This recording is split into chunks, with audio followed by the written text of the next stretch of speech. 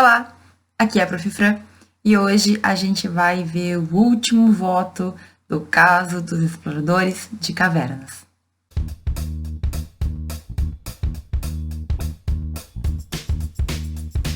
Bom, gente, o voto que a gente vai analisar hoje é do último juiz que participou do julgamento.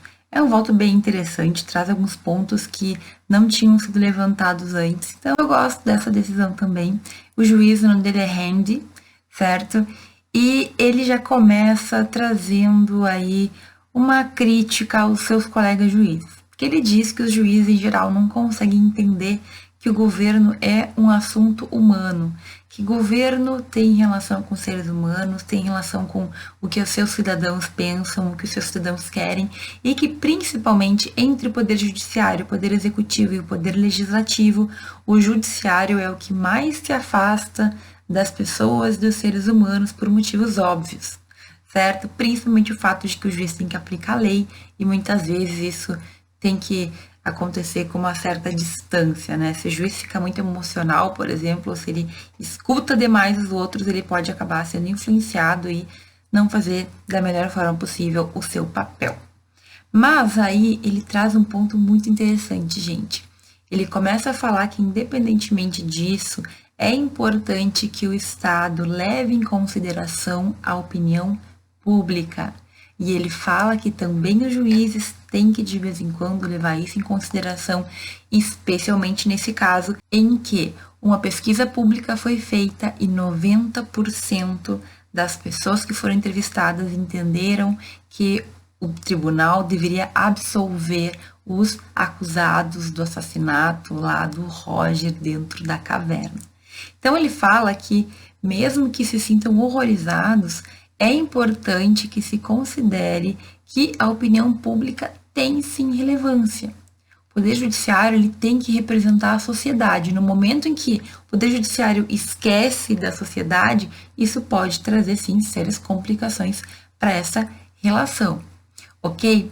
E aí ele explica que muitos ficariam chocados, né? Ficariam sem palavras para essa insinuação de que a opinião pública conta também. Ele aproveita o voto dele para dar uma criticada aí em diversos dos outros juízes que votaram. E ele fala que ele não entende como é possível que alguns juízes deixem para o poder executivo, certo, tomar a decisão acerca da condenação ou não à morte daqueles 4 homens que já sofreram tanto. Então, o Rand vai construindo toda a decisão dele com base nisso. Ele fala o tempo inteiro que ele fica perplexo ao ver os seus colegas juízes. Ele critica o Kim, que é super positivista, ao dizer que, ao mesmo tempo em que ele diz que o Poder Judiciário não pode dizer o que o Poder Executivo tem que fazer, ele fica ali explicando o que ele faria como cidadão às custas do Poder Judiciário, né? Então, ele é bastante sutil nessas críticas, ele demonstra, de certa forma, uma consternação com toda essa situação, e ele diz que se ele tivesse que escolher, ele concordaria com a parte menos fantasiosa do voto do Foster, para entender que a interpretação da lei tem que variar de acordo com a situação. É muito interessante porque o Foster ele foi bastante queimado, né, pelos últimos 2, e aí chega aqui o Rand e fala que não, que ele tem sim razão, e o Rand ele tem muito a questão do bom senso. Então o voto dele é muito focado na ideia de bom senso. É necessário que os juízes se aproximem das pessoas, é necessário que cada situação seja analisada com um pouco de racionalidade, mas com bom senso, com equilíbrio, com a análise do cenário, né, análise da situação. E, gente, ele traz um ponto para finalizar mesmo os votos, que é muito interessante. Ele fala o seguinte: olha, os juízes que estão querendo deixar para o Poder Executivo decidir, que estão lavando as suas mãos, saibam que existe de fonte segura a confirmação de que o chefe do Executivo, por ser um senhor muito rigoroso, um senhor de certa idade, não dará a clemência. Ou seja, ele vai deixar as pessoas morrerem mesmo na forca, porque ele não vai dar o seu perdão, ok? Isso é interessante, porque até então ninguém tinha falado, né? Até então, o que se sabia é que não havia nenhum pronunciamento do Poder Executivo, mas ele traz, como se fosse uma fofoca, inclusive, ele usa esse termo, né, como se fosse fofoquinhas que se ouviu, mas ele diz: nós juízes temos que assumir a responsabilidade, porque não dá para jogar para o Poder Executivo algo que está nas nossas mãos. Então, é bem interessante aqui também, porque o Randy, ele começa a contar situações que ele viveu quando ele era um juiz mais novo, né, num dos seus primeiros casos, em que ele teve um caso de difícil resolução, ele teve que analisar a situação, ele, como juiz novo, buscou várias teorias, vários entendimentos, várias compreensões, ele ia condenar, e aí ele parou para pensar, caiu no bom senso de perceber que aquela situação que ele estava julgando não teria como ser comprovada, e ele acabou julgando, né, decidindo aquele caso, que tu tem que ler para não dar spoiler, tá? Ele julgou o caso de acordo com justamente essa ideia de equilíbrio, a ideia de bom senso e a ideia de que se não há provas ou se não existe efetivamente um motivo para a condenação acontecer, o que se impõe é a absolvição. Então, é muito interessante que ele demonstra essa construção como juiz. Ele teve casos que lembraram esse e ele traz para esse julgamento justamente para justificar o porquê que ele tem essa convicção, certo? Essa convicção de que ele já viveu situações assim, ele julgou dessa maneira também, tentando juntar a opinião pública, tentando conquistar as pessoas para que o Poder Judiciário caminhe de mãos dadas com a sociedade.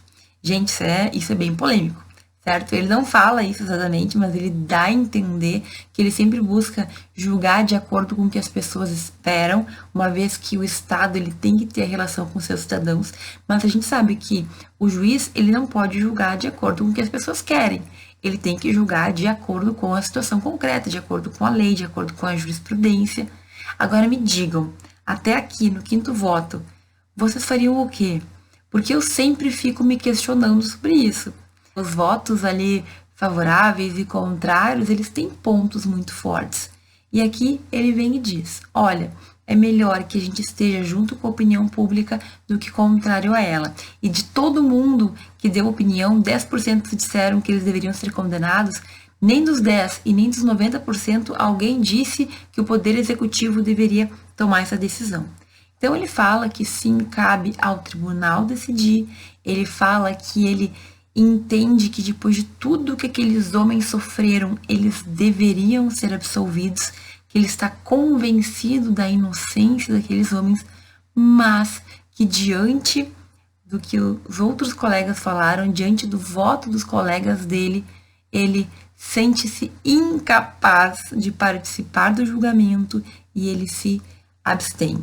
Ele exime-se de julgar, ele diz que ele não tem condições nesse momento de determinar se essas pessoas vão ou não vão para a forca, e o voto dele é mais um voto desperdiçado, por assim dizer, certo? Gente, mais uma vez, no mundo real, o juiz não pode deixar de julgar. Aqui nesse caso, fizeram assim para ser mais interessante, para a gente ficar nessa expectativa de saber o que vai acontecer e o que não vai acontecer. Mas vejam, isso não acontece no mundo real. E é interessante também a gente apontar que não é comum no mundo real toda essa troca de farpas, certo? Pelo menos não no Brasil. Existe muita discussão entre os ministros, existe ali indiretas, mas não assim no sentido de um criticar o voto do outro diretamente, chamar de fantasioso, chamar de falacioso. É até um pouco ofensivo, ao meu ver.